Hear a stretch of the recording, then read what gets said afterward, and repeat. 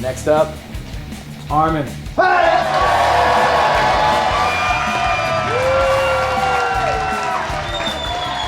I started Jiu-Jitsu in 2006 because I was a really small kid who was tired of being bullied.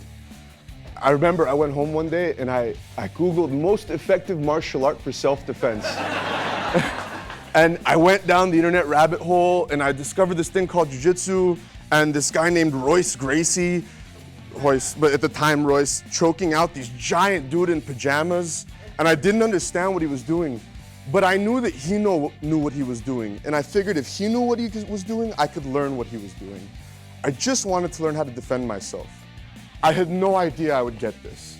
This is so much more than I could have ever dreamed of. At the beginning, I didn't even have a gym to train at. I would just watch videos on YouTube and practice on my friends at the park. And actually, one of my closest friends, a brother of mine, he's right there, Arthur, he's a black belt now. I was better than him then. I just want to say that. At the time, I was better, but he got a black belt first, but that was it for me. And I jumped gym to gym. I found a gym that was a place for me to grow, and I trained there hard, and like Dennis was saying, life gets in the way. You keep going, work, school, all that. When I came back to LA and I started working at SpaceX, I needed to find a new gym, and I went to a bunch of places, and I just need to, this story will stay with me forever. I came to Legacy because the schedule worked, because of the morning class. Shout out to that morning class. But I wanted to come and see what this place was like beforehand. I came here on a Saturday, and I walked through the door for a noon class, and Alberto was right there. And I knew I know Alberto Crane, I walked through the door, and at the time, it didn't make sense, but once you know him, it does. He had his back to me, turned around, and he beelined straight to the door, and he walked up and he shook my hand and said, "Hey, my name's Alberto. Thank you for coming to the gym. Welcome to Legacy." And he was so open and so welcoming that I knew that this would be the home for me, but not just for me, for my friends, for my family. You made this place just home, And I'm so indebted to you for that. We all are. Thank you. I want to thank the black belts before me. You guys have been crushing me like a tin can for years. Maybe I'm masochistic, but I love that shit. You guys have made me better. Thank you for everyone. These guys today, I wanted light rolls. These dudes smashed me today. I have to thank my wife.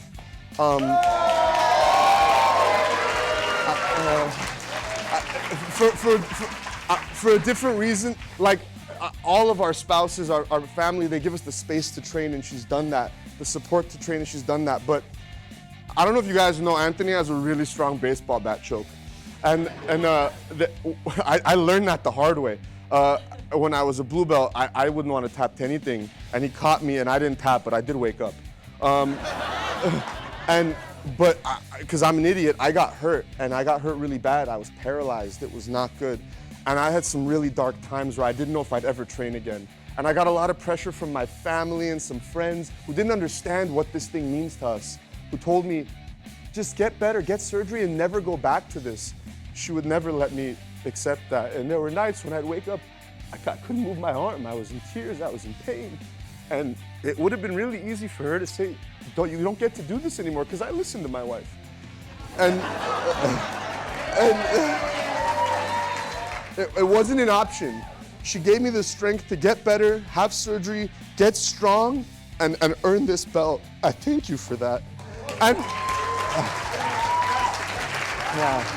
and I just want to say I'm so proud to see where she's come. She motivates me to get better. She's a monster in her own right, if you guys don't know.